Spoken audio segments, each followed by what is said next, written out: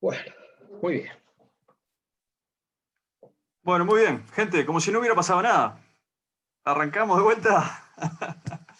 No, a ver, para adelantar. Planteaba Evelyn, más allá de la prevención, en lo que tiene que ver con las floraciones de cianobacterias, ¿qué medidas se podían tomar a posteriori que una floración ocurría? ¿Lo resumí bien? Sí, profe. Bueno, la gestión de las floraciones de cianobacterias son complejas, es muy complicado.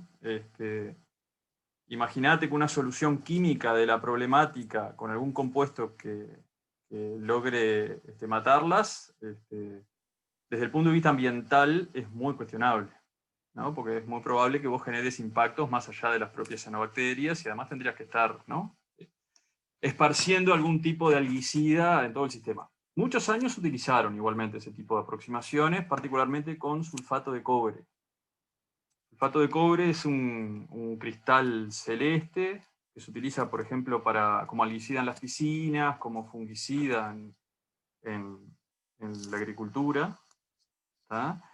Y lo que se hacía muchas veces acá en las plantas de la OSI, lo hicieron durante muchos años, era con una bolsa de plastillera colgando atrás de una embarcación, se circulaba donde estaban las floraciones y bueno, eso los eliminaba. Eso desde los años 80 aproximadamente, ha sido una práctica desaconsejable. Hola Sandy. Por ejemplo, porque el cobre es un compuesto, es un metal pesado con efecto acumulativo y que además genera resistencia.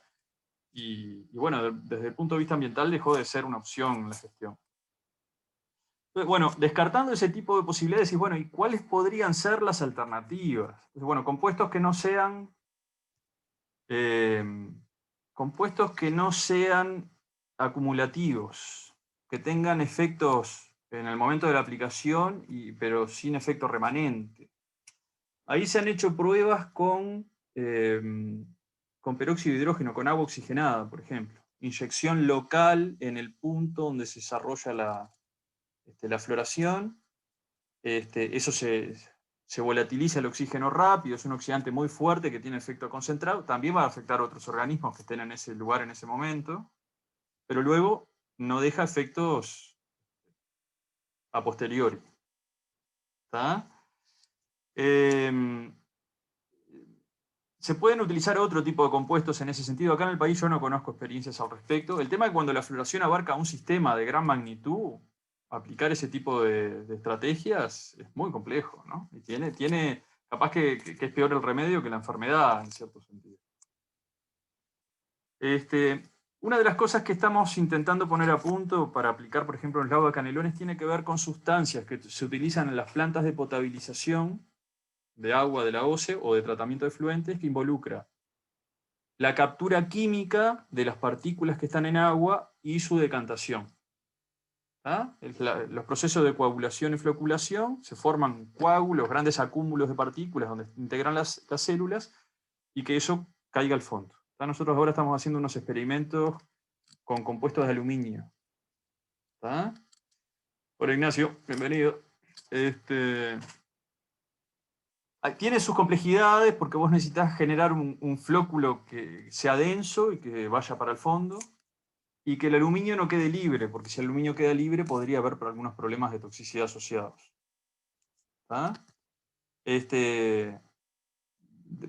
Y bueno, tiene algunas complejidades. Por ejemplo, esos procesos de floculación no son estequiométricos, no es que un aluminio une una cianobacteria y la manda para el fondo, sino que se empiezan a acumular, hay un núcleo como de acumulación, de floculación, y se empiezan a agrupar cosas que pueden tener distintas composiciones numéricas, ¿no?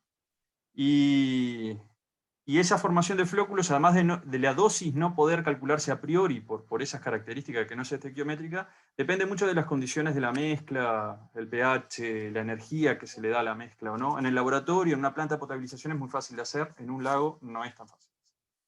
Nosotros todavía en esas cosas estamos en fases muy experimentales. Guille, Sí, dale. una sugerencia, porque este tema lo vamos a ver más hacia adelante en el contenido del curso. Justamente todo lo que es restauración y rehabilitación y los temas de eutrofización. Una sugerencia para aprovechar el tiempo, ¿no? Y dado que ustedes tienen el parcial este jueves, yo, si quieren, seguimos charlando sobre este tema largo y tendido, pero les sugiero, ¿por qué no concentrar preguntas y consultas de cara al primer parcial del jueves, ¿no? Porque así, si quieren, evacuemos esas dudas primero y después vamos por este tema que es súper interesante y del cual trabajamos durante la mayor parte del tiempo, pero no son preguntas que van a ir ahora para este parcial, ¿no? Sí, de acuerdo, razonable. Adelante, adelante. Preguntas. Un comentario de cierre con respecto a eso que venimos hablando. El tema es que cualquiera de las perspectivas, de las estrategias que vos asumas en esa lógica involucran el ataque de los problemas ya consolidados, ¿no? Y por lo tanto involucra repeticiones periódicas, que los problemas vuelvan a surgir. La única solución definitiva sería atacar las causas, ¿no? Resolver los problemas desde la causa. ¿Tá? Pero después tiene toda la razón Néstor, que esto lo vamos a abarcar más en profundidad más adelante. Genial, profe, gracias. Priscila, vos ya habías planteado un inicio de otra. Sigamos por esa. Porque esa sí tiene... Dale vos. Néstor no estaba hoy. Sí, Néstor, y compañeros, que en la clase, en el video 2, me parece que fue, de los videos complementarios que subieron, que comentaste en una parte que a mí me quedó como volando, que decías que en cuerpos de agua con poca cantidad de nutrientes disponibles, que la producción primaria se canalizaba a través de la vegetación sumergida y que cuando había muchos nutrientes se canalizaba a través del fitoplancton. Y me quedó rebotando eso, porque en realidad hay muchos cuerpos de agua con nutrientes disponibles, con mucha cantidad de nutrientes que tienen vegetación sumergida en abundancia, ¿o no? Sí, no, es muy pertinente tu pregunta. A ver, si uno toma como modelo lo que vieron en Laguna del Diario, obviamente es un sistema con una concentración alta de nutrientes, ¿no? Claramente un sistema localizado en lo que podría ser la eutrofia o la hipereutrofia. La vegetación acuática, que en ese caso te está canalizando gran parte de la producción primaria, va a dominar en esas condiciones. Pero si la concentración de nutrientes sigue aumentando y se incrementa mucho más que lo que vemos en la actualidad, generalmente en el largo plazo, en la competencia con las microalgas o las cianobacterias, terminan ganándote el componente fitoplanctónico, ¿tá? Eso lo ves, por ejemplo, en los lagos urbanos, ¿no? Los lagos urbanos, que, por ejemplo, el lago del Parque Rivera o el lago del Parque Rodó, más allá de las concentraciones enormes de nutrientes, tenés otros elementos que te conspiran, ¿no? No tenés zona litoral, un montón de cosas, ¿ah? Ahora, yendo al otro extremo de tu pregunta, generalmente cuando nosotros estamos en un ecosistema de montaña, como esas fotografías impresionantes que mostró Guillermo de ejemplos de sistemas ultra oligotróficos o oligotróficos, ahí generalmente los nutrientes son extremadamente bajos y no tenés mayor desarrollo de los productores primarios.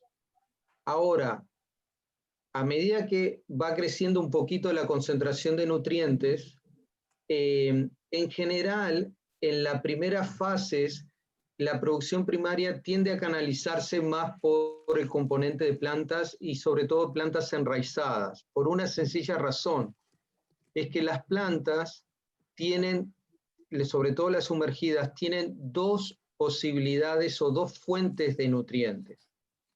Uno es la columna de agua, al igual que el fitoplancton, pero el otro fuente de nutrientes es el sedimento, al cual no tiene acceso el fitoplancton. ¿Tá? Entonces, eso también es otra de las razones por qué en esa concentración más bien bajas o intermedias de nutrientes siempre te gana la competencia la vegetación sumergida. Pero voy a compartir una gráfica que recién hacía referencia a Guillermo. Esto se los podemos mandar. Este es un gráfico que ustedes tienen los nutrientes y tienen la turbidez del agua. Profe, no se ve. A ver. Dice que has comenzado a compartir, pero la pantalla está en negro. Está en negro, perfecto. Esperen un poquito que voy a parar esto. A ver. Ahí se generó una desestabilización. Esperen que voy a cerrar varias cosas. A ver si... Yo aprovecho este artículo que va a mostrar Néstor, perdona Néstor, está disponible como PDF en español en internet, así que pongo el enlace en el EVA, si quieren se los copio acá en el chat, el enlace, y lo pongo en el EVA para que le quede a los compañeros. Voy a intentar compartir de nuevo, a ver. ¿Ahí lo están viendo?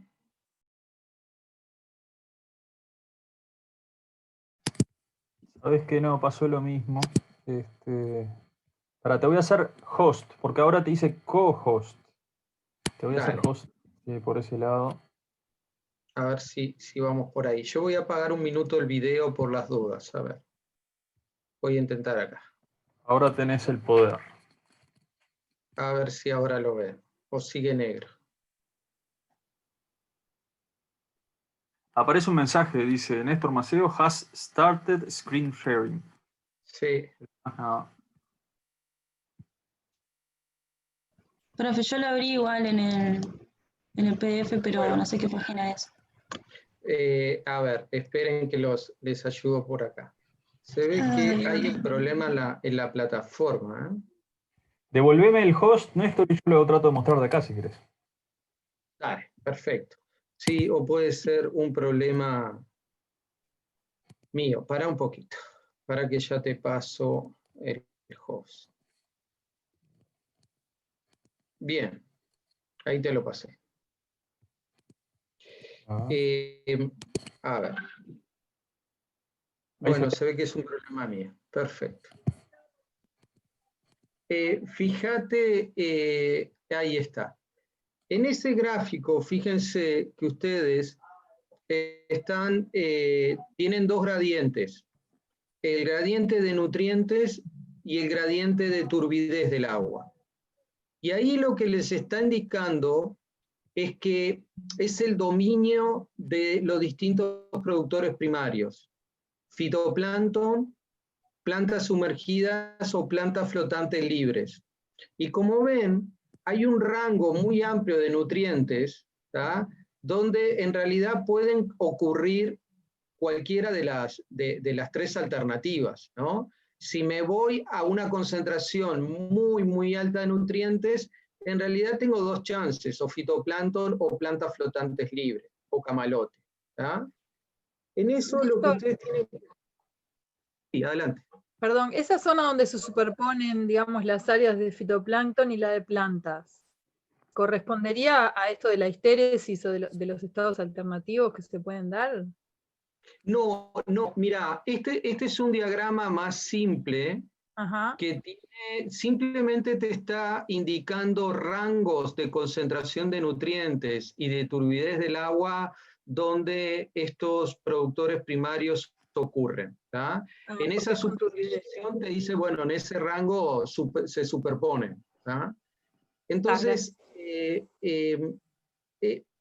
esto ya les quiere indicar algo que es muy importante, y es que los nutrientes y la turbidez del agua te explican algo de lo que pasa en el sistema. ¿Tá? Te están diciendo mucha cosa, qué productor primario puede predominar o demás. Pero hay otros factores en juego. ¿tá? Si vos, por ejemplo, piensen nomás en el lago del Parque Rivera en Montevideo. El lago de repente lo ven este año y está totalmente dominado por fitoplancton, pero de repente pasan el año que viene y está dominado de camalotes, de plantas flotantes libres. ¿tá? Muy raro que encuentres a ese lago con plantas sumergidas. ¿tá? ¿Por qué? Bueno, porque el fitoplancton y las plantas flotantes libres generalmente te dominan o, digamos, son mejores competidores en un escenario de altos nutrientes, ¿no? Donde ese incremento de la biomasa termina generando aumento de la turbidez, pero las plantas flotantes libres no tienen problema porque están sobre la superficie, en realidad le bloquean la luz a todo el resto, ¿no? Entonces, es un escenario más complejo que la hipótesis original de los estados alternativos, que básicamente es un marco teórico que en definitiva te está hablando de la alternancia entre plantas sumergidas y fitoplancton. Pero cuando te vas hacia las latitudes más cálidas, en nuestro país o hacia el Ecuador, en realidad es un escenario mucho más complejo porque además de esas dos formas de vida tenés a las plantas flotantes y en el caso de las zonas cálidas estás hablando de plantas de muy gran porte, ¿viste? No es como las zonas templadas frías que lo más grande que tenés es una lentejita de agua, una lemnácea, ¿no? Acá ya son plantas de mucho porte y que te pueden dominar totalmente el funcionamiento del sistema, como pasa en este lago que está al lado del centro comercial en Canelones del shopping. No sé cómo se llama ese lago, pero ese laguito desde que yo tengo memoria, recuerdo siempre volver a Montevideo desde la casa de verano y verlo cubierto, por ejemplo, de Pistia stratiotes, ¿no? Eso es una planta flotante libre.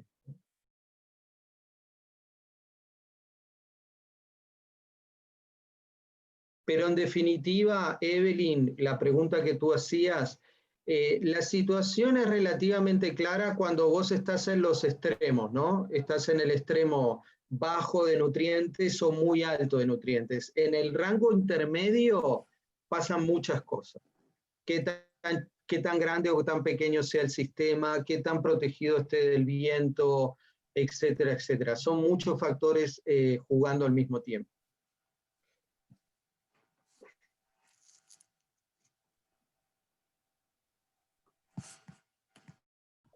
Gracias, profe.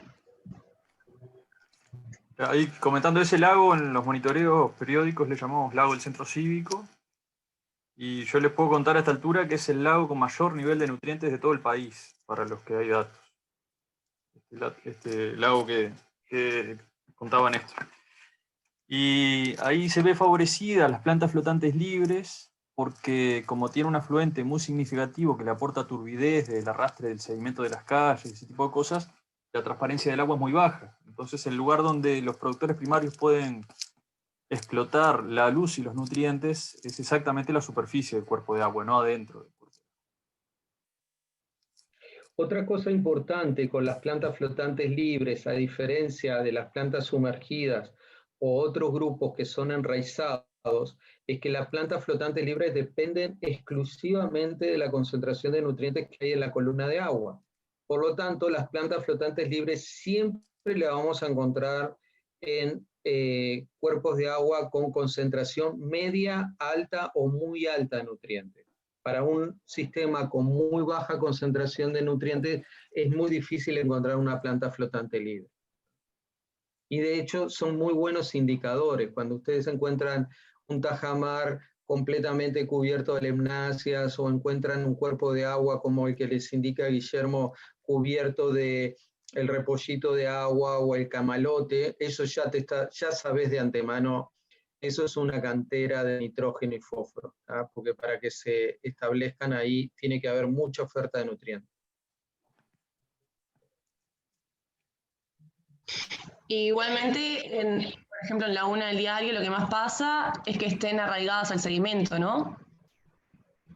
Están arraigadas al sedimento y en realidad el manejo que se hace es para mantener el sistema en esa configuración, porque si tú no cosechás la biomasa y la dejas acumular, lo que ocurre en el tiempo es que se establecen plantas flotantes. Sobre esas plantas flotantes se empiezan a establecer plantas emergentes y el sistema te queda transformado en un humedal en el transcurso de pocos años, ¿no? Claro. Porque tenés un proceso de sucesión donde ciertas especies generan modificaciones que le permiten la llegada a otras especies, ¿no? En la teoría clásica de sucesión es lo que se llaman modelos de facilitación, ¿no? Es decir, la planta sumergida se establece, acumula biomasa en la superficie, eso le permite la llegada a plantas flotantes, las plantas flotantes empiezan a crecer, sirven de sustrato a plantas emergentes, y así se te colmata el sistema. Y eso te lleva también a la formación que a veces se ve en cuerpos de agua de aquí del departamento, que es a la formación de islas flotantes, ¿no?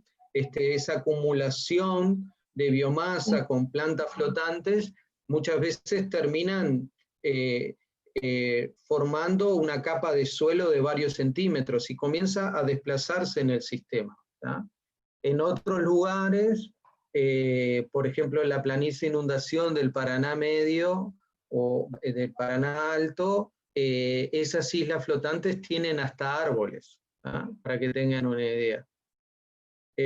Porque son procesos de muchos años. Incluso hay un caso muy particular que es esta laguna que se toma agua en Aguas Dulces, que creo que se llama Laguna de García, si no recuerdo mal, que esa laguna tiene una gigantesca isla flotante y que se mueve, mírenlo en Google porque es impresionante. Hay fotos que van a ver la isla en una posición y otra fecha la ven en otra, ¿no? Y son islas con una potencia increíble. Estamos hablando que de repente tiene 50, 60 centímetros de turba abajo y que ustedes pueden encontrar árboles como canelones arriba, ¿no? ¿No? Ese es muy interesante, porque esas islas después a lo largo del tiempo colapsan, se hunden por el peso, ¿no?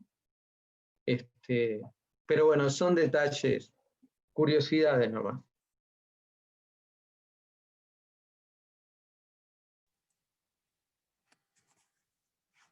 Gente, tiren dudas nomás. Yo tenía un poco de dudas en la parte también del caso de Laguna del Diario, cuando entra la parte del zooplancton y los peces y todo esto de las cascadas tróficas, pero estoy tratando de pensar cómo es la duda en sí, o es toda una duda. Mira, Laguna del Diario tiene una particularidad si tú lo mirás desde el punto de vista del marco teórico general, ¿no? Y es que es un sistema que a pesar de tener una cobertura muy grande de plantas sumergidas, eso no se refleja en la estructura del zooplancton en términos de ocurrencia de grandes herbívoros, ¿tá? Y eso se debe a que en las zonas como las nuestras o más cálidas, el hábitat generado por las plantas sumergidas no es eficiente en términos de refugio para el zooplancton, como nos indica la teoría generada en zonas templadas. ¿Y eso por qué? Porque ese es un hábitat que está ocupado por pequeños peces, ¿no? Y en una abundancia enorme, ¿tá? Y eso tiene que ver con la estructura de la comunidad de peces en las regiones más cálidas, ¿no? Entonces, no es ese componente, ese diagrama que nosotros hemos visto, que nos tomamos el centro a las plantas sumergidas y vemos todos los procesos que condiciona, ¿no? La amortiguación de la resuspensión del sedimento, competencia por nutrientes, luz, producción de sustancias alelopáticas, etc. En el caso de esa capacidad de refugio al zooplancton, eso es muy limitado en las zonas cálidas, en las zonas tropicales y subtropicales. Ahí tenés una diferencia importante. O sea, pero a lo que no le da refugio sería a los peces piscívoros o a los peces herbívoros.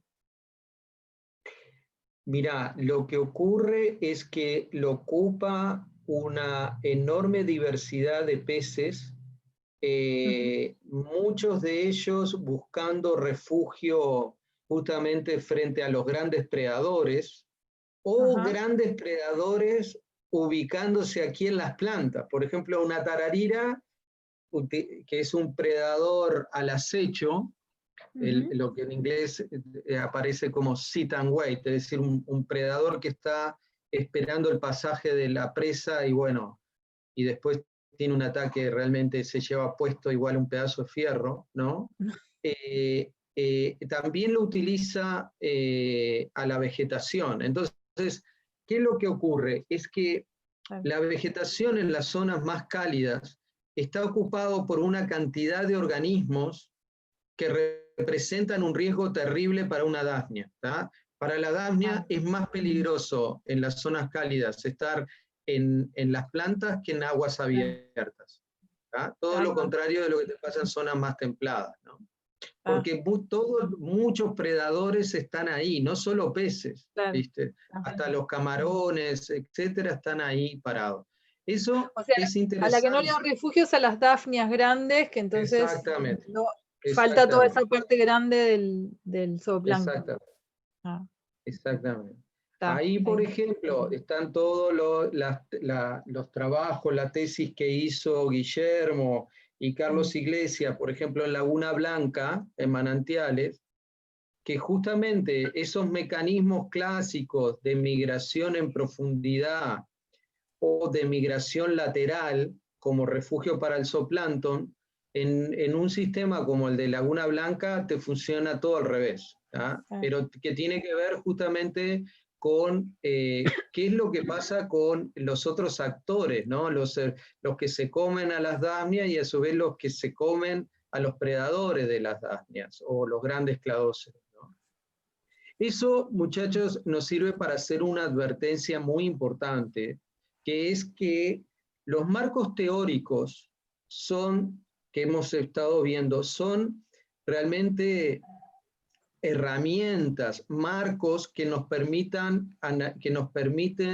analizar la realidad y entender los patrones que vemos, ¿no? Si estuviéramos hablando con un filósofo, nos diría los dispositivos hermenéuticos para interpretar la realidad, ¿no? Como podemos tomar el marxismo o a Hegel o el que ustedes quieran. Eso no significa que ese marco te va a decir exactamente lo que pasa. Vas a encontrar muchas variantes. ¿Eso significa que el marco no sirva para nada? No, todo lo contrario, te permite entender esas variantes y esas alternativas. Y eso es muy importante. Entonces, cuando obviamente nosotros no le vamos a preguntar todos estos detalles de la hipótesis de los estados alternativos, porque ya entender la hipótesis de los estados alternativos es un trabajo difícil, ¿no? Hoy recién tuve una reunión y alguien decía, en esta interacción con la gestión, decía, bueno, esto se parece mucho a evangelizar, ¿no?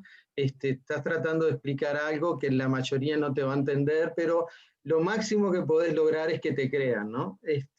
Y bueno, y hay que verlo así, ¿tá? El marco está muy bueno, te dice muchas cosas, te da las bases para interpretar, pero también te da las bases para entender las cosas que se alejan de las predicciones, de las predicciones originales, ¿viste?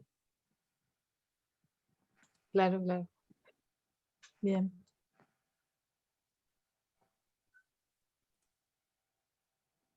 Tiren y peguen. Les cuento una anécdota. Miren, una cuestión que en un trabajo que estamos haciendo, bueno, un problema muy serio a principios de la década pasada, dicho por gestores y por gente involucrado con formación universitaria, decía, bueno, ese modelo de los estados alternativos, francamente, no lo creo, ¿no? Esa cuestión de relaciones no lineales, cambio de régimen, etc. Sin embargo, muchos te dicen, bueno, en realidad no lo entiendo, pero empecé a creer en él porque muchas de las predicciones que ustedes hacen realmente ocurren. Ojo, nuestras predicciones son de este tipo. En el futuro vas a ver un cambio de este tipo. No te puedo decir ni el día, ni la hora, nada, ¿no? Es algo que está ahí adelante, que puede pasar en los próximos 5 años o en la próxima década, ¿no? Pero ya eso genera un cambio, es decir, bueno, no lo entiendo totalmente, pero me está diciendo algo que ocurre, ¿no? Entonces tenés como te creo, pero a pura fe, ¿no? No porque entienda los mecanismos que hay detrás de eso. Eso no pretendemos que le pase a ustedes, sino que entiendan los mecanismos que hay de fondo.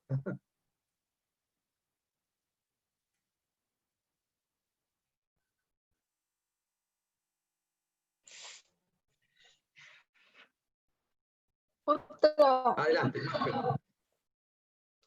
¿Puedo hacer otra duda? Sí, adelante. En la final 2011, que es la de los estados alternativos, pero de las macrófitas, y que están todos los estados de los puntos de equilibrio y la perturbación, esto de las... Sí, nosotros vimos dos representaciones gráficas.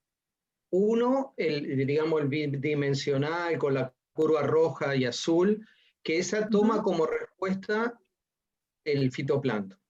Ahí y va. Después vimos otra un poco más elaborada, porque arriba de ese gráfico tiene todo una representación gráfica del modelo de los estados alternativos, pero ahí tuvimos como punto de partida la biomasa o cobertura de plantas sumergidas. Si Bien. ese mismo diagrama tú lo quisieras hacer con fitoplancton, es exactamente, tendrías que hacer un espejo de lo que está ahí. Es un espejo, es como proyectarlo sobre un espejo y mirarlo. Te lo explico en un segundo. Aquí, donde vos tenés bajos nutrientes y una mayor probabilidad de que el sistema esté dominado por por alta biomasa de plantas sumergidas, si acá lo sustituís por fitoplancton, esta esfera estaría en realidad contra el eje de las X, y la cuenca de atracción sería exactamente el espejo de esto. En definitiva, es como mirar el espejo de esta situación, ¿ah? Eso depende de qué productor primario le estés prestando atención. Pero después todo es igual. Pero lo que no puedo entender es cómo la biomasa vegetal, ¿no? Aparentemente, según esa gráfica que está como proyectada en el plano abajo, va descendiendo la biomasa vegetal a medida que aumenta la carga de nutrientes. Exacto. Porque eso es lo que me cuesta ver en la realidad. La biomasa de plantas sumergidas,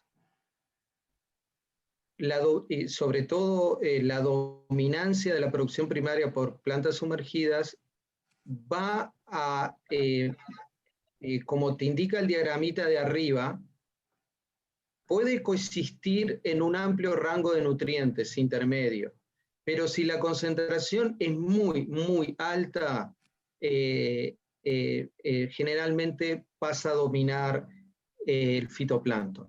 Entonces te lo desplaza. Dicho de otra forma y más simple, cuando la concentración de nutrientes es muy, muy alta, el fitoplancton tiene todas las posibilidades de ganar en la competencia con las plantas sumergidas. Por eso la concentración muy alta, fíjate que solo hay una alternativa, solo tenés una esfera y además tenés una cuenca de atracción tremenda, ¿no? Todo te lleva a no tener plantas, ¿no?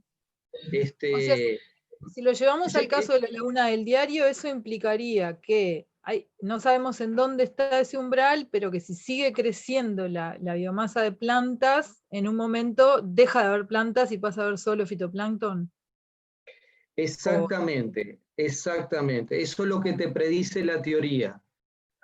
Los años de viejo que tengo arriba te va a decir lo siguiente.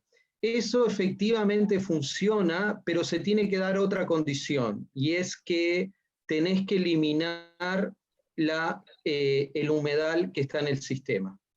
Porque el humedal no solo te está amortiguando nutrientes, ¿no es cierto?, sino que te está generando condiciones que te llevan no hacia la eutrofia o hipereutrofia, mejor dicho, no te van en esa cadena clásica oligo, meso, eutrofia, hipereutrofia, sino que de conservarse una zona humedal muy importante como hay en la actualidad y con esa tremenda producción de materia orgánica disuelta, agua coloreada, vos paulatinamente irías más hacia la distrofia en este sistema. Lo que sí te puedo decir es que, o te podemos decir en base a esta teoría, es que si vos a Laguna del Diario lo seguís presionando como en la actualidad, con mucho aporte de nutrientes, pero además le eliminás la vegetación litoral y la zona de humedales, lo transformás en el Parque Rodó del día a la noche. Pero se tiene que dar esta otra condición, porque en sistemas que tienen zonas litorales muy importantes y humedales muy importantes, tiene que haber un disturbio sobre el propio humedal. La capacidad que tienen de amortiguar aportes gigantescos de nutrientes es enorme. Pero entonces el modelo diría, a ver si me perdí capaz, pero según eso, si no eliminás el humedal, pero sí sigue aumentando la carga de nutrientes, lo que pasaría es que pasaría a un estado distrófico. Si mantenés el humedal. Si mantenés el humedal, te apartarías de la trayectoria que te está indicando este modelo. Te apartarías porque te irías por otro camino. Por eso ahí es útil ese diagramita que tenemos en este archivo, que tiene que ver con los estados tróficos, la secuencia ese mismo entre oligo, meso y eutrofia. La hipótesis de los estados alternativos es justamente para indicarte qué es lo que puede pasar en esa transición, ¿no es cierto? Y cómo en el rango intermedio de nutrientes entre lo que corresponde a la mesotrofia y eutrofia pueden existir configuraciones muy distintas del sistema. Pero si vos tenés un componente muy grande, muy importante de zona litoral o de humedales, o humedales, en realidad vos te vas hacia la distrofia. ¿Está? ¿Está? Porque se descompone muy rápido esa materia y no queda disponible, ¿o qué? Vos tenés mucha producción de biomasa, mucha producción de una biomasa que empieza a acumularse y por tanto ya es difícil de degradar, pero lo más importante, como ustedes vieron en Laguna del Diario, es que tenés una producción de materia orgánica disuelta enorme, que le da mucho color al agua. Entonces, ahí el fitoplancton se le hace difícil dominar el sistema, porque tiene mucha atenuación de la luz. También el tema del pool ese de materia orgánica disuelta te condiciona la regeneración de nutrientes. Hay un montón de procesos que están gobernados por la materia orgánica disuelta. Es un factor clave en la dinámica del sistema. Bien, gracias. Gente, con respecto a la gráfica que estaban analizando, esta, no sé qué opinabas vos, Néstor, pero me parece que no está el gradiente de nutrientes completo en esa gráfica. O sea, vos podrías encontrar condiciones de ultra oligotrofia en donde la biomasa vegetal va a ser muy baja, pero no están. Acá estamos en un rango intermedio de nutrientes, ¿no? En el entorno de la mesotrofia y eutrofia. Exactamente. Pero hacia abajo en la gráfica, cayendo hacia abajo en ese plano horizontal, vos tendrías menores biomasas, menores cargas de nutrientes. Exactamente. O sea, como que Exactamente. subiría antes de bajar, si lo miramos de costado. Exacto. Lo que pasa es que estas transiciones críticas, ¿no? Y estados alternativos se dan para valores intermedios de Claro, me nutrientes, había no olvidado para eso. valores extremos.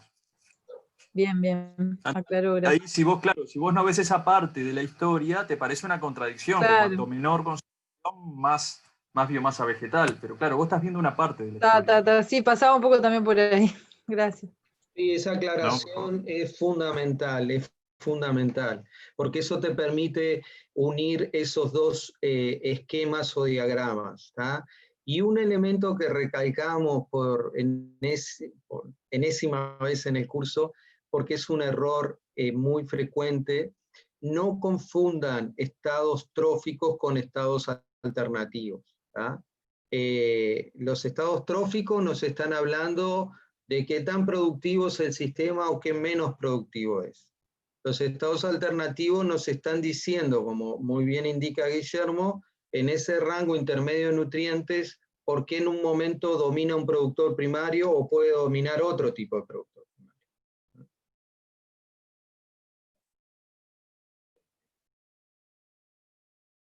Dicho en criollo, un sistema puede ser totalmente eutrófico sin tener un montón de cianobacterias o fitoplancton. Es Como que el caso del diario. justamente uno de los problemas que siempre se tiene cuando vos trabajás con este marco, que como te decía, tiene sus limitaciones, pero funciona, siempre algo que te dicen en la gestión es esto. Bueno, ¿y cuál es ese umbral de concentración de nutrientes que va a generar la transición brusca? Y bueno, siempre se establece un rango y siempre encontrás un lago, un ejemplo que es una cantera de fósforo y no pasa nada, no pasa a la configuración que te predice, ¿no? Ahí hay una dificultad, digamos, se conoce el patrón, pero si querés establecer con precisión esos umbrales, esos F1 o F2 que te aparece ahí, bueno, ahí incide un montón de factores, siempre es una respuesta asociada a múltiples causas. Yo creo que ahí es interesante, Guillermo, que por ejemplo le cuentes el caso de Laguna del Cisne, también suministro de agua potable para gran parte de la Costa de Oro, ¿no? Un sistema que tiene concentraciones gigantescas de fósforo y durante la mayor parte del tiempo nunca ha tenido cianobacterias o problemas. Adelante, Guillermo. Que voy a abrir un documento. Micrófono. Denme un segundito que abro unas gráficas para mostrarles.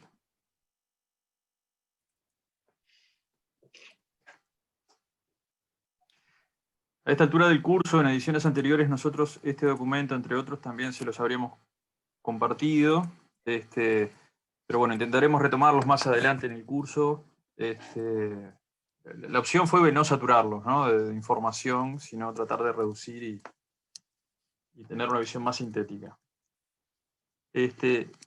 Bueno, fíjense, este esquema ya está desactualizado porque llega hasta el 2009, pero en la Laguna del Cisne, que queda al norte de Salinas, en Canelones, se encontró una tendencia al incremento de los niveles de fósforo total en el agua a partir de fines de los años 80 hasta el 2009, ¿no? Tanto de que los niveles de fósforo alcanzaron prácticamente los 700 microgramos por litro.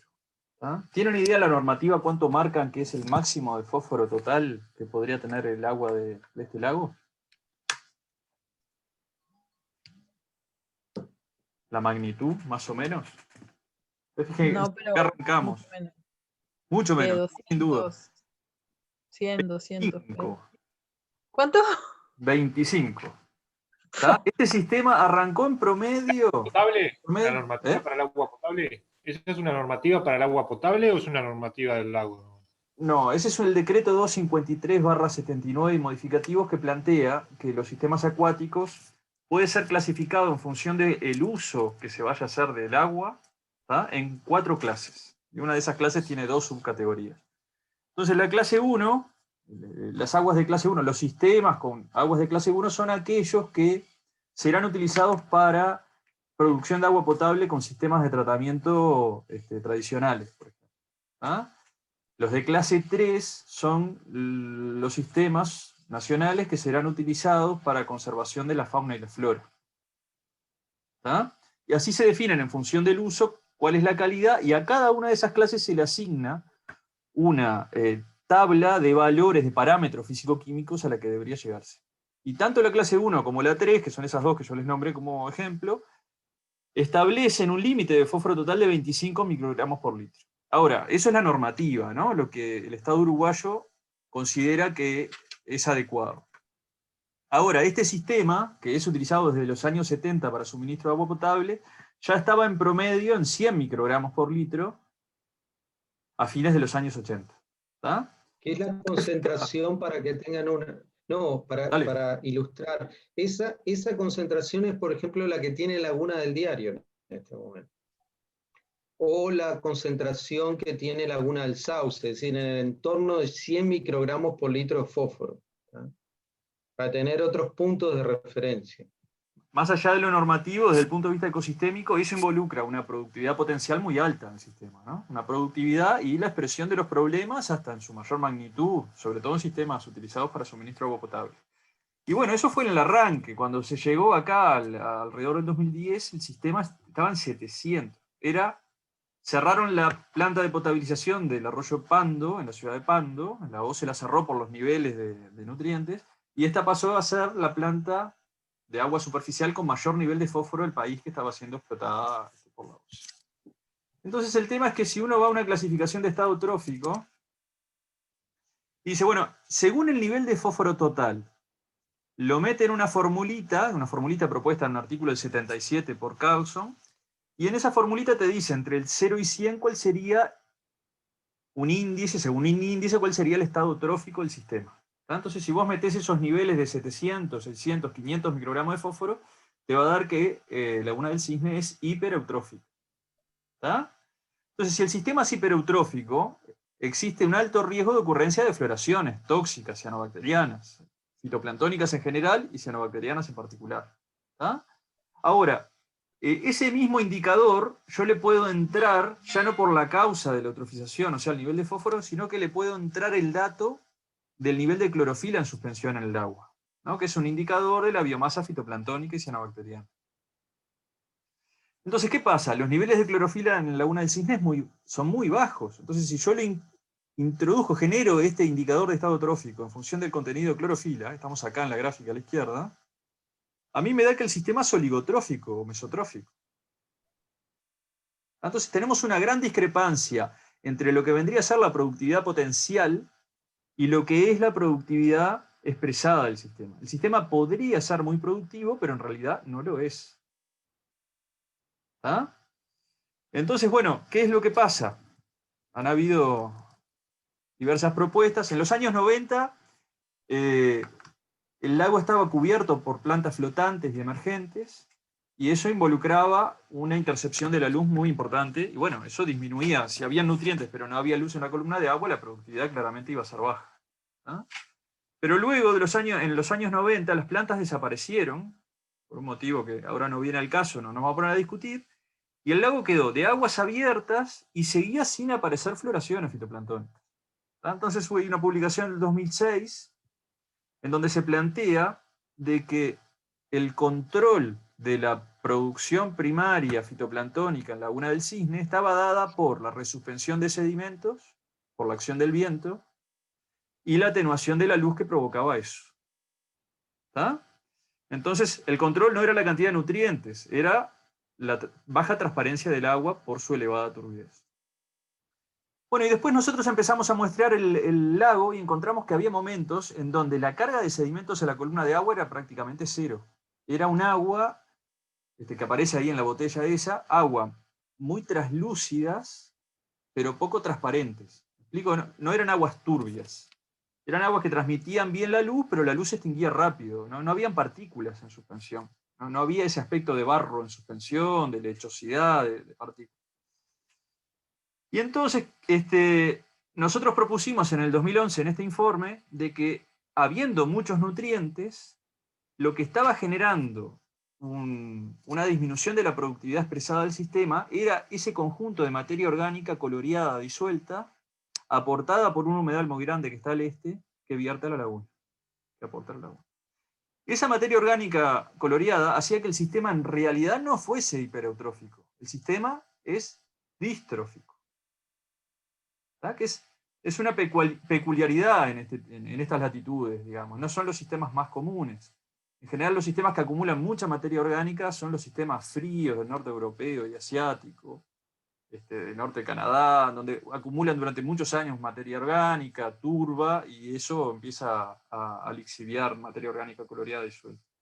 Y bueno, esa materia orgánica coloreada disuelta genera una atenuación de la luz, que es independiente de la existencia de partículas en el agua, puede generar efectos aleropáticos, que son algo así como una acción antibiótica sobre las algas y las cianobacterias, y también podrían estar capturando los nutrientes. Entonces, aunque yo, si voy y analizo el fósforo total es muy alto, eso es parte de la materia orgánica coloreada disuelta, que es recalcitrante y que las algas no pueden aprovechar. Los nutrientes están ahí, pero están encapsulados, están capturados. ¿Ah?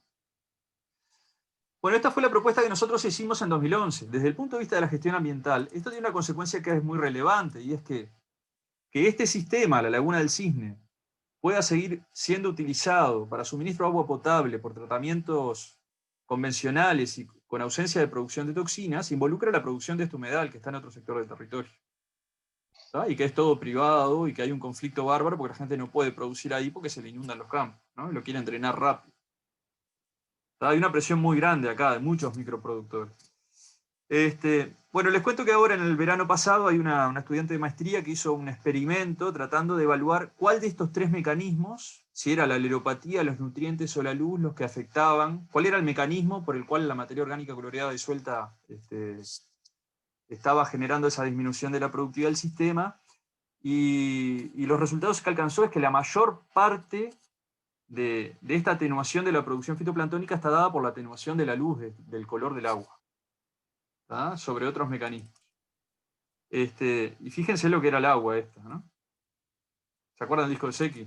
Fíjense lo que es. Esto es el agua del canal que une el humedal del estero con la laguna. Es como Coca-Cola que te llega al lado. Y en algunos momentos de los muestreos, ahora en 2018-2019, se veía un gradiente de la coloración desde el lado del humedal hacia la otra punta de la laguna bastante marcado, ¿no? Sobre todo cuando el agua está baja, y el volumen del aporte del humedal es significativo con respecto a la circulación interna del lago y los flujos de agua en el lago. Pero bueno, este es un sistema que potencialmente podría ser muy productivo y no lo es. Igualmente, en febrero o marzo de 2019, nosotros tuvimos el primer registro de cianobacterias en el sistema. O sea, cuando las cosas se van de escala, en algún momento estos mecanismos de protección, digamos, entre comillas, pueden ser rotos, ¿no? Y pueden haber transiciones bruscas, ¿no? Como estas que les contaba Néstor con las gráficas de histéresis, ¿no? Que uno no puede saber cuándo van a ocurrir, pero cuanto más fuerces el ecosistema, más probable es que ocurran, ¿no? Y que, bueno, de repente la atenuación de la luz hasta cierto punto se la banca, pero donde tenga una pequeña ventana de oportunidad, como ocurre en algunas situaciones, en donde el agua queda más clara, donde se estratifique, donde pase algo diferente, puede ser suficiente para que el sistema cambie el régimen de funcionamiento y predomine la cianobacteria. Esto pasó, pero no hubo un cambio permanente. El sistema fue y volvió. Y generó un montón de problemas en la planta. No sé si ustedes vieron las noticias de que hubo La planta tuvo un mal funcionamiento y envió agua básica con un pH de 12 a la red de distribución, a las casas. Hubo gente que se le cayó el pelo, problemas de salud, juicios. Eso fue en febrero del año pasado. Y todo tuvo que ver con esta planta que está especialmente preparada para lidiar con todos estos problemas, porque ya saben, ¿no?, que en cualquier momento se les puede venir. Cuando quiso hacer los ajustes de un momento para otro, algo funcionó mal y se les complicó la historia. El encargado se desesperó y bueno, algo que no debía haber pasado pasó y se complicó. Ahora se han tomado muchas más medidas. Ese tipo de cosas. Bueno, este informe la disposición está disponible en la página web de la Intendencia Canelones, si a alguien le interesa. Y si no, también lo podemos poner visible en el curso. También lo podemos analizar más adelante. Gente, más preguntas.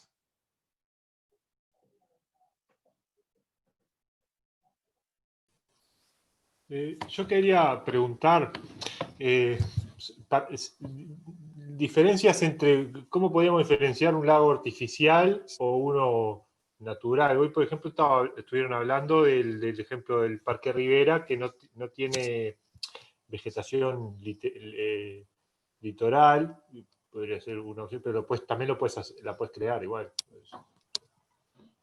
Y cuando te referís a esa categorización, te estás refiriendo al origen. Es decir, bueno, ¿es un origen natural o es un origen artificial? Por ejemplo, este caso que estaba analizando Guillermo, Laguna del Cisne en Canelones, increíblemente se conoce exactamente el origen, porque lo describió un geólogo inglés que estaba en ese momento en ese territorio cerca de Atlántida, y vio efectivamente cómo se originaba esta laguna. Básicamente un movimiento enorme del campo de dunas que obturó el drenaje y se formó Laguna del Cisne. Tuvo la suerte de ver todo ese proceso en el transcurso de unos días. Eso es un origen natural. Pero, por ejemplo, si te vas a los lagos, que también ha mostrado Guillermo en Canelones, justamente en el límite con Montevideo, toda esta zona que tiene un desarrollo inmobiliario impresionante,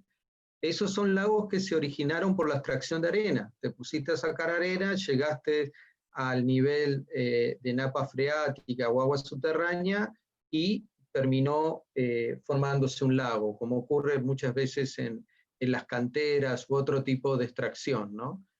Serían artificiales, entonces. Esos son artificiales. ¿Tá? El lago del Parque de Rivera es artificial. Digamos, es un lago que se formó aprovechando un pequeño curso de agua en la construcción de un parque urbano. El lago del Parque Rodó es un lago artificial, en realidad era una laguna costera y se modificó drásticamente por el desarrollo de la trama urbana de Montevideo, ¿no? Esa es y con respecto al origen natural, tenés millones de mecanismos, ¿viste? Asociado a temas de sismos, movimientos como este que te mencionaba de campos de dunas, tenés orígenes eólicos, por ejemplo, si un día se vuelve a volar y podés viajar de Montevideo, de Buenos Aires, de Santiago de Chile, fíjate lo que es la provincia de Buenos Aires, son miles y miles de lo que ellos llaman lagunas y que son lagos formados de origen eólico, ¿no? Y bueno, y así tenés, o por ejemplo te vas hacia la Patagonia, hacia el extremo sur, y en la parte más alta te vas a encontrar con cientos de lagos, y esos se originaron por la retracción de los glaciares. ¿Ah? Tenés en realidad multiplicidad de orígenes, ¿no? Pero en definitiva esa categorización natural, artificial, se circunscribe exclusivamente al origen. ¿Cuál fue el mecanismo que lo asoció? Si el hombre o de forma natural. ¿Ah? Incluso ponemos dentro del origen natural aquellos generados por la actividad de otros organismos. Por ejemplo, los lagos que se nos forman en altas latitudes por la actividad de los castores. ¿Ah? Pero después todo lo demás lo consideramos artificial.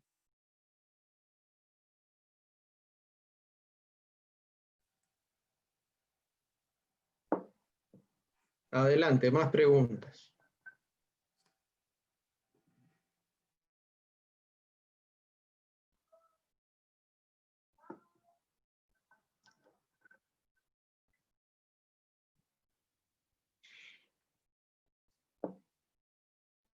¿Ya hablaron de cómo iba a ser el parcial? No. Dificilísimo. A las 4 sé que empieza. A las 4. Jueves a las Ese es 4.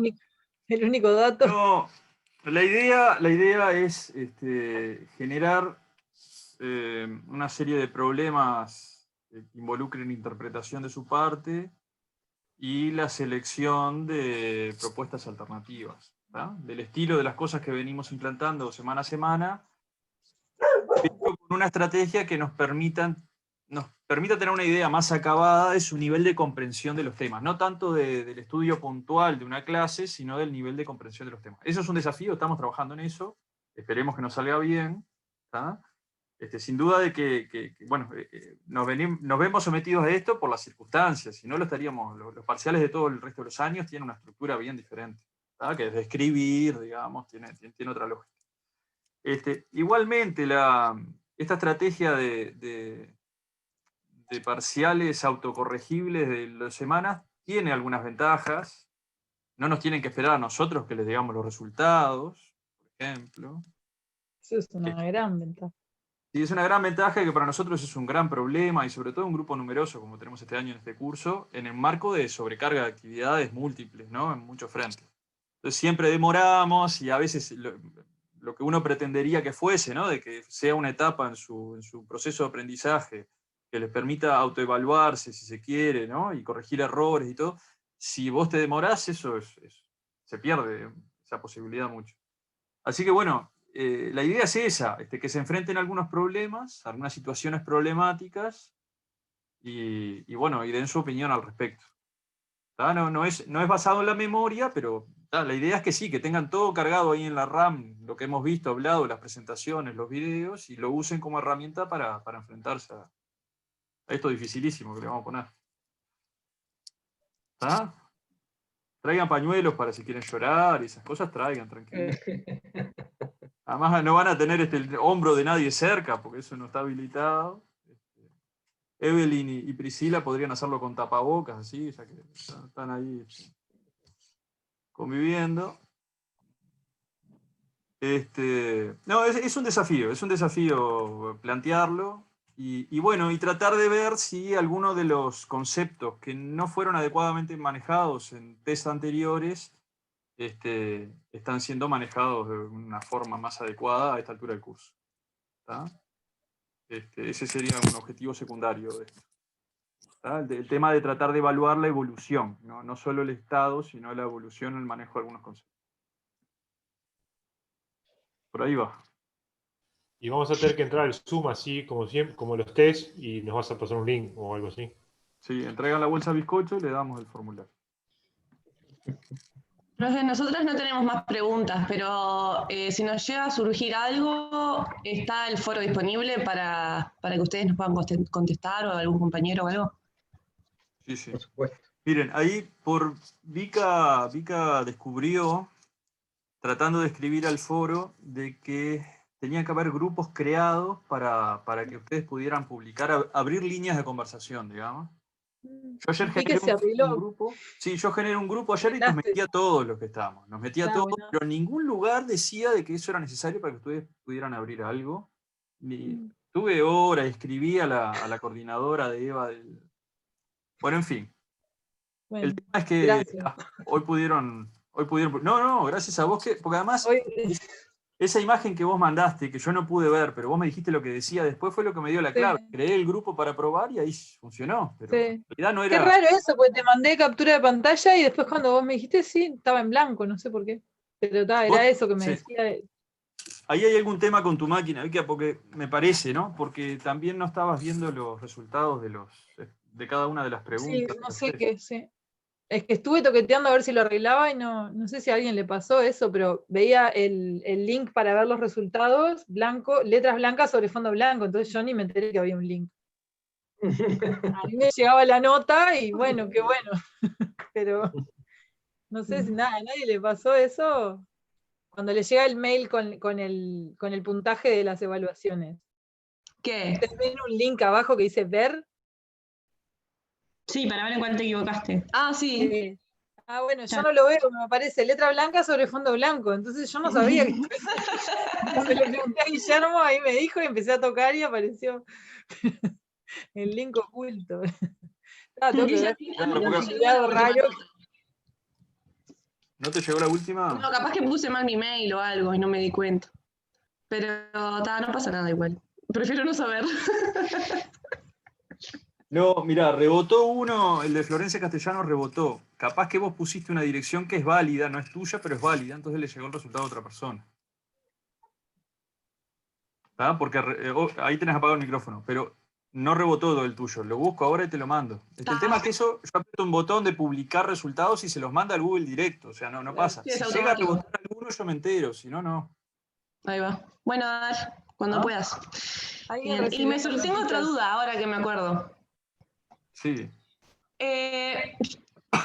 No entiendo mucho el tema de la salinidad en los cuerpos de agua dulces.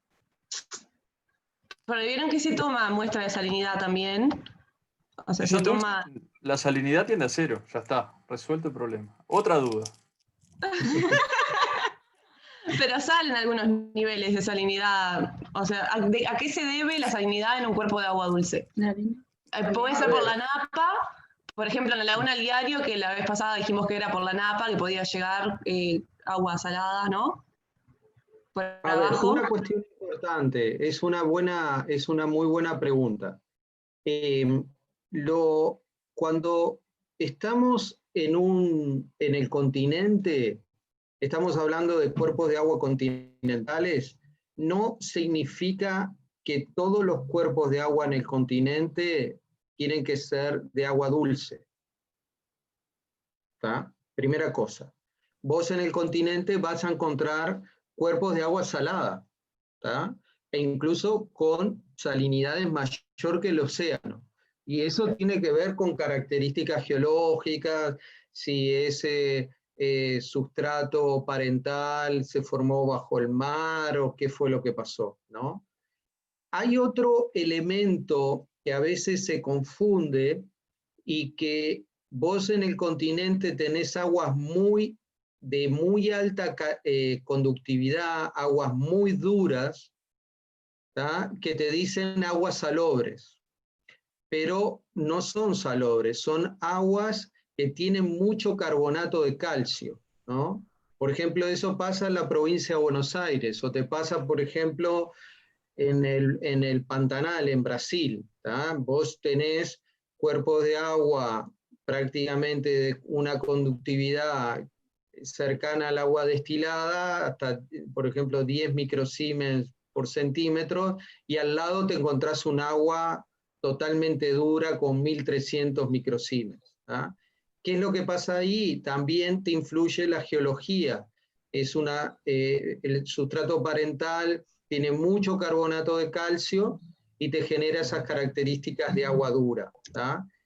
Pero en resumen, vos en el continente vas a encontrar cuerpos de agua dulce, vas a encontrar cuerpos de agua salada con mucho cloruro de sodio, no es lo más frecuente, pero lo podés encontrar, y podés encontrar aguas muy duras, ¿viste? Con mucho carbonato de calcio, muy alta conductividad, muy alta alcalinidad, que a veces la gente a esas aguas duras le dice agua salobre también. ¿Tá? Pero no tienen que ver con el agua salada, porque de ahí no, lo que predomina no es el cloruro de sodio, sino que es concentraciones abismales de carbonato de calcio. ¿Tá? Ahí está. ¿Y el nitrato y los fosfatos también condicionan la salinidad? No. ¿No? No, esos iones no tienen una conductividad específica como para incidirte en la conductividad. Es decir, si tenés concentraciones bajas, medias o altas, no te va a mover la aguja en la conductividad. Sí te pasa con otros otros casos que tienen una alta conductividad específica, por ejemplo, el carbonato o el bicarbonato. Cualquier variación ahí te dispara tanto la conductividad como la alcalinidad y el pH, ¿no? Eso depende de qué elemento o compuesto estás considerando. Ahí va, está, bien, gracias. Un comentario. Hay equipos que te informan salinidad. Vos vas a un cuerpo de agua dulce, lo pones y te informa salinidad muy bajita, pero te va a dar un valor. El tema es, Sí. ¿qué es lo que asume ese equipo que está midiendo y cómo lo está haciendo? Entonces, lo que hacen ese tipo de equipos, los salinómetros, lo que hacen es medir conductividad eléctrica y temperatura, calculan la conductividad específica a 25 grados, ¿no? Es un dato de conductividad corregido por temperatura, que depende de la carga iónica que esté en el agua. Total, sales de todos tipos. ¿Tá? Y después, conociendo el valor de conductividad específica de una concentración conocida, o de varias concentraciones conocidas de cloruro de sodio, ¿tá? Calculan cuál sería la concentración de sal que corresponde a esa conductividad. Pero está asumiendo una composición específica de los compuestos iónicos disueltos. Que en el agua salada no es que en el agua dulce no es tal en general. En el agua dulce no es cloruro de sodio lo que abunda. Los compuestos iónicos que están ahí no es ni cloruro ni sodio mayoritariamente. Habrán, pero la mayor parte de la conductividad se debe a otros iones, como decía Néstor recién. ¿Tá? Entonces, el tema es, el equipo te dice salinidad, pero en realidad ese parámetro no tiene sentido ahí. Tiene más sentido, es más riguroso un valor de conductividad específica corregido a 25 grados. También hay otros equipos que, asumiendo otras cosas, te dan un valor de sólidos totales disueltos, TDS, ¿tá? Y ahí también asume cosas sobre cuál es la química de la conductividad. ¿Tá? Pero vos tenés que ver el manual de ese equipo, cómo está midiendo lo que mide y por lo tanto qué significa ese valor que te está dando. El valor de salinidad no tiene sentido en un sistema agua dulce, ¿no? El que te dan la mayor parte de sus equipos. Porque bueno, la otra opción, ¿cuál sería? Llevar un volumen conocido de agua, evaporar toda el agua, quedarte con las sales y hacer la analítica de las cosas que tenés disueltas ahí, calcular cuántos gramos tenías para ese volumen y calcular la concentración. Es mucho más trabajoso.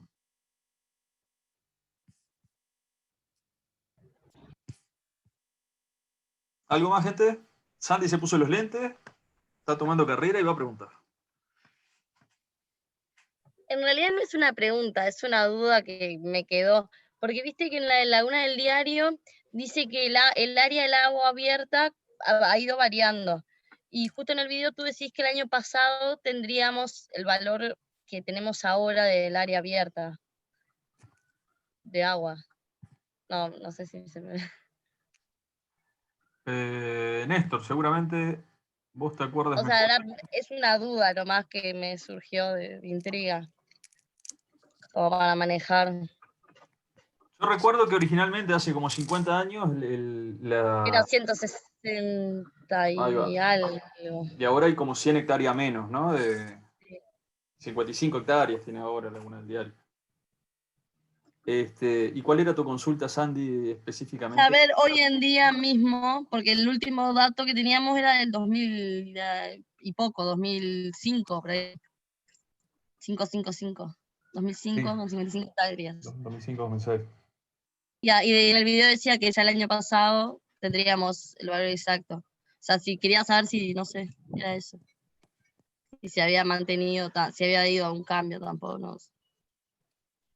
Los mayores cambios de la cobertura de la superficie de la parte de aguas abiertas de Laguna del Diario tiene que ver con la cosecha artificial. Ahora que voy a compartir acá. ¿Ven ahí la foto? De Laguna del Diario. Lo que vendría a ser el cuerpo de la laguna es lo que se ve más oscuro acá hasta el norte, ¿no? Este sector de acá es el que corresponde más o menos a esas 55 hectáreas. El tema es que hay una gran parte que está con plantas emergentes o sumergidas que emergen, ¿no? Todo este sector de acá. Y este sector de aguas limpias es el sector que está sometido a la cosecha mecánica. ¿Ah? Entonces, bueno, es variable en función de cuánto tiempo se deje crecer esas plantas sin cosecharla y qué tan extrema sea la cosecha posterior, y eso hace que la parte del espejo de agua sin plantas a la vista varíe mucho. Vamos a ver, acá se puede ver fotos de distintas fechas. A ver, esta al parecer es 2008. 2005. Acá no se ven bien las fotos satelitales. Lo que se ve cuando te acercás son estos circulitos. Estos son bancos, clones de Potamogeton, que era una de las plantas que son plantas enraizadas que llegan a superficie y todas las hojitas quedan dispuestas en superficie, ¿no? Y se veían perfecto la cobertura. Después en 2006... Esa es la que tiraba los alelopáticos. Y creo que sí, creo que sí. creo que Néstor mencionó. Sí, Que había un generaba par de como unas... especies de estas. Sí. Néstor, ¿vos estás sin audio ahí? Sí, Néstor está sin audio ahora. Porque hubo una serie de experimentos que se hicieron, que Néstor estuvo haciendo con un científico belga que tenía que ver con la determinación de sustancias alelopáticas, pero yo no estuve en esa parte del proyecto. No recuerdo los resultados. Sí, era eso lo que me refería, pero Néstor me parece que estaba hablando y tiene el micrófono apagado, Néstor. Sí. Bueno, después en el 2006 se cubrió de plantas sumergidas. Nosotros estuvimos haciendo un seguimiento ahí bastante detallado. Vamos a acercarnos en el tiempo. Qué oscuro que están las fotos. Fíjense, acá la cosecha alcanzó este sector. Vieron que llegó hasta el fondo de la laguna la cosecha. Pero el tema es que, ¿qué es lo que medís como superficie del sistema? La superficie del sistema no tuvo grande variación. El espejo de agua libre de plantas, sí. Yo no me acuerdo en este momento o por estos años, hubo una floración de cianobacterias potencialmente tóxicas acá en el sector cercano a la desembocadura, y hubo que parar la cosecha. Y yo creo que fue cuando la cosecha llegó a valores extremos, así a llegar a casi todo el sistema. A ver, estamos por el 2010. Acá estamos en 2014. Fíjense en 2016, acá seguramente sea el periodo que se paró la cosecha por un tiempo, que fue en la transición de los gobiernos departamentales, de la administración anterior a esta.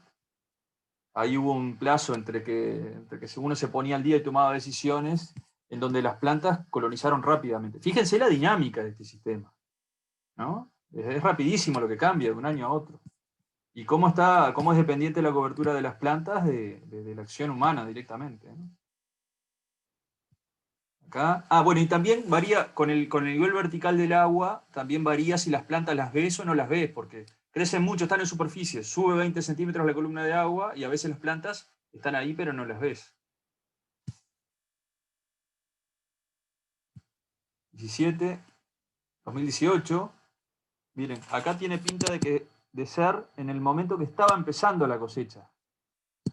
Ven, acá está las líneas de trabajo de la cosecha, solo como unos trillos en el lago, ¿no? Impresionante.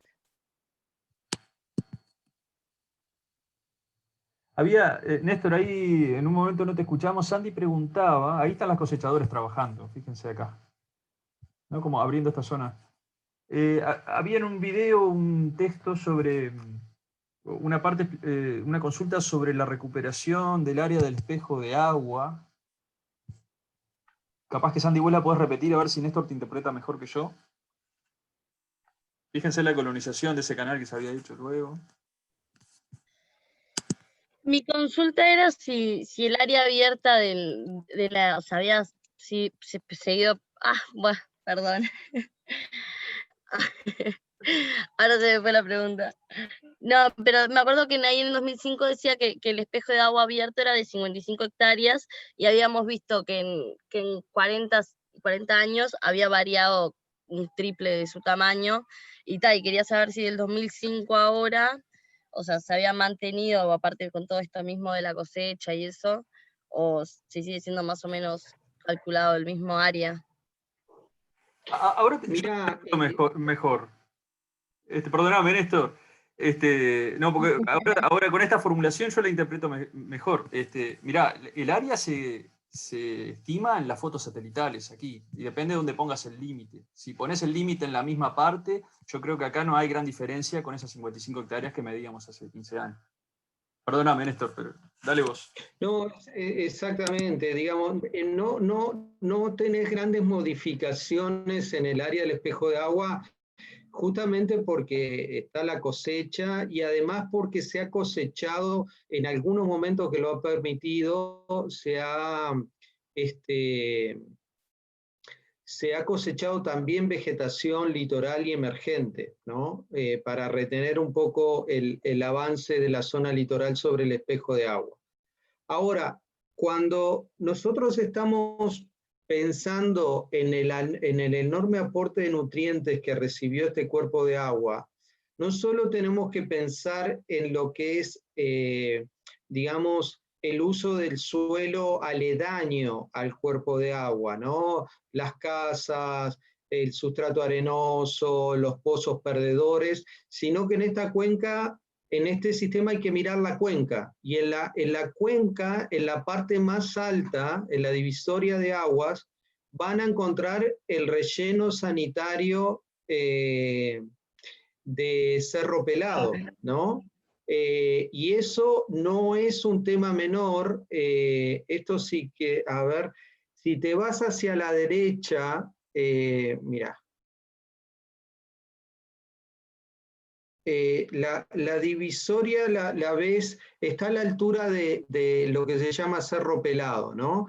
En Cerro Pelado, ahí van a encontrar muchas canteras, ahí lo estás viendo, mira, en la parte de arriba. Encontrás muchas canteras, ¿no? Ahí creo que nos fuimos un poquito de la cuenca, está un poquito más arriba.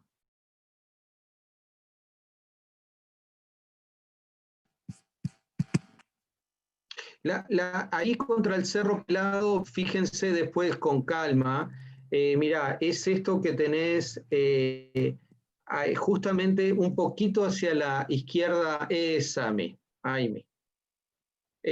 ahí justamente tienen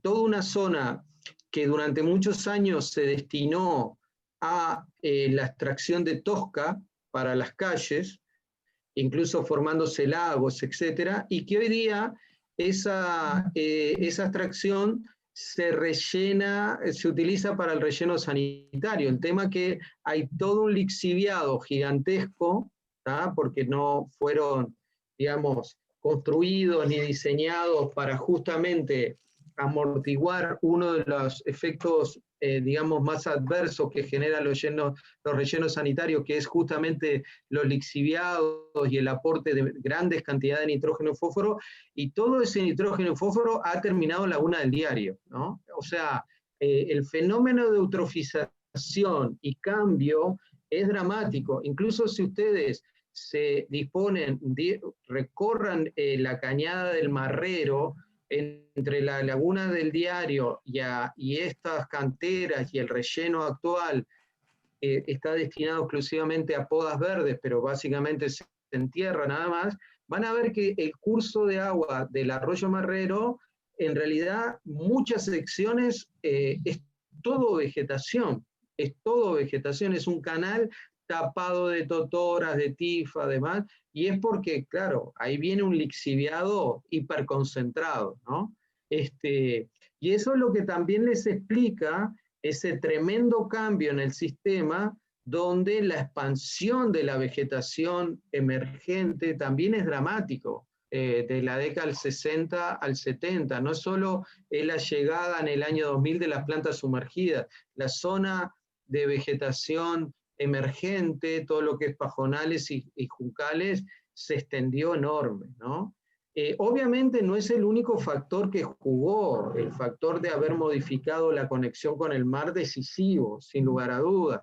La forestación y las cortinas de viento que se crearon también. Este es otro ejemplo que, digamos, siempre son muchas transformaciones operando al mismo tiempo, todas en última instancia condicionado por el desarrollo inmobiliario en el entorno de la propia Laguna del Diario y su cuenca, ¿no?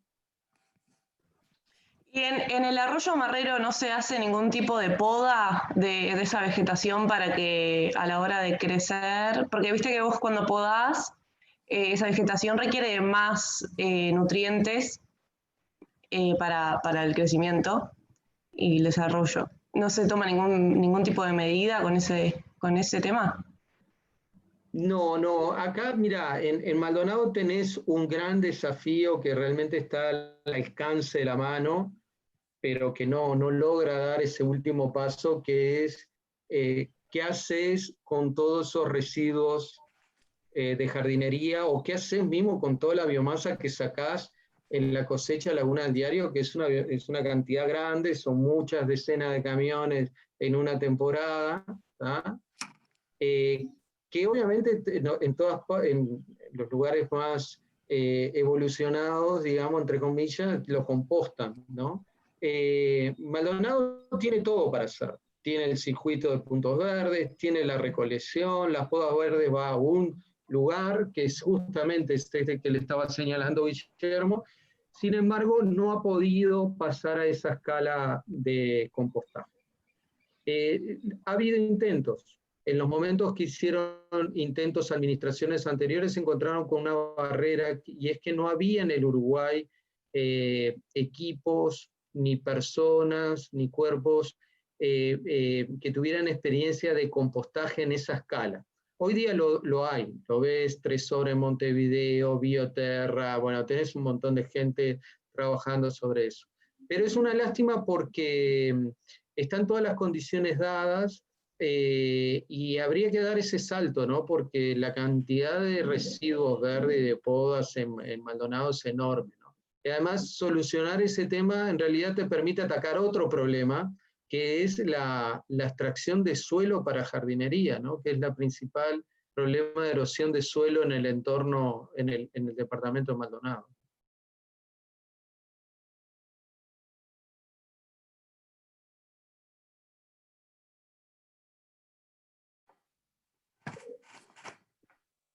Sí, yo vengo viendo este tema de poda en Canelones, por ejemplo, y tiene sus dificultades logísticas. La diversidad de la composición, el alto nivel de componentes leñosos, difícilmente degradables, ¿no? Que necesitan chipeadoras específicas.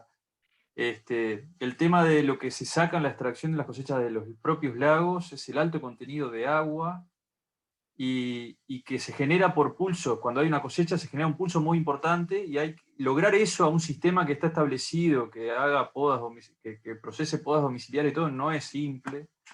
Hay un montón de temas logísticos que aumentan los costos y a veces el gestor completo de problemas, digamos, de todo tipo logístico, no tiene la capacidad de integrar esto, ¿no? Y se pierde una oportunidad, pero Sí, yo te diría ahí, Guillermo, que hay un problema más grande, y es que se exploran distintas alternativas, pero no tienen capacidad de aprendizaje, ¿viste? Por ejemplo, un problema grande en esta logística, y que de hecho en Maldonado se ha ensayado, es el tema de los containers exclusivamente para podas, ¿no? Eso trató de resolver un problema básico, que es que la gente, bueno, este es el punto verde, ponemos la biomasa acá, ¿no? Pero claro, el bulldozer levanta la poda verde, te levanta la tosca, el suelo y coso, y cuando vas a la chipeadora molesta todo, ¿no? Se te destruye todo el fragmentador de esa biomasa por las piedras. ¿Ah? Solución, los containers. Los containers, increíblemente, si ustedes lo ven acá en Maldonado, muchos puntos que disponen de los containers, la gente tira las cosas fuera del container, ¿viste? O te agarran el container para ponerte escombros y cosas. Ahora van por otra alternativa, que es la siguiente. Se eliminan los puntos verdes, vos estás obligado a hacer podas y todo lo demás, vas a llamar a un teléfono que pasa a levantar tu poda. ¿Tá? La pasa a levantar y la chipea ahí mismo, ¿viste? Entonces, bueno, como ven, son ensayos, ¿viste? Hay un problema, digamos, más allá de los desafíos que son más técnicos o científicos, como ustedes saben, en general, hay un tema cultural, ¿no? Es un problema de costumbres, hábitos y demás, ¿no? Y que es muy jodido lidiar, ¿no? Eso también hay que tenerlo en cuenta. Pero bueno, es un lindo tema para el ámbito de la gestión ambiental, ¿no? Porque es un tremendo desafío, una cosa muy simple, que sabemos cómo hacerla, en el sentido no tenemos grandes barreras, si bien hay todo el tema cómo mezclo los distintos residuos vegetales por su contenido de carbono y nitrógeno, pero eso también es conocido. Pero el tema es cómo logramos motivar a que cada uno desde su casa haga su contribución al respecto, ¿no? Ahí está el gran desafío. Hay muy poca voluntad de educar realmente, me parece también, porque me acuerdo que hace unos años hice un proyecto piloto en la zona de José Ignacio para separar la basura. Entonces ponían 2 contenedores, estaba todo funcionando bien. A lo largo de 2 años mucha gente no lo hacía, pero mucha gente se acostumbró a eso. Y a los 2 años dijeron, no, la gente no aprende. Para empezar, porque mucha gente tampoco no lo hacía porque se enteraban que se tomaban el trabajo de separar en las casas y después se tiraba todo en el mismo lado. Entonces eso a muchas personas las desmotivó. Pero Bueno, cuando el proceso estaba arraigando, lo frenaron. Y 2 años no es nada. O sea, si no tenés una continuidad y paciencia para que esas cosas se arraiguen, obviamente que nunca va a pasar. Pero bueno, tenés, mira, dentro de unos días hay una defensa de tesis sobre esa experiencia piloto. Ah, mirá. Y justamente de esa experiencia piloto te emergen una cantidad de lecciones, ¿no? Muchas son fracasos, ¿no? Pero el tema es ese, que cada uno de estos ensayos constituye un ciclo de aprendizaje, ¿viste? Bueno, en esto le acertamos, en esto le erramos, vamos de nuevo. Y mejorando, en una mejora continua, ¿no? Pero esa cultura también no está arraigada. En esa experiencia que vos decís, hubo un cambio de administración y lo borró de la noche a la mañana, tenían un fundamento también técnico, ¿no? Bueno, ellos cambiaron el sistema de recolección, camión y todo lo demás, pero por lo menos evaluarlo, ¿no? Saber qué es lo que funcionó. Y Gente, capaz vayan que a estudiar también por el otro parcial. tema. Sí, sí. No, dale, Carla, dale. Iba a plantear otra cosa.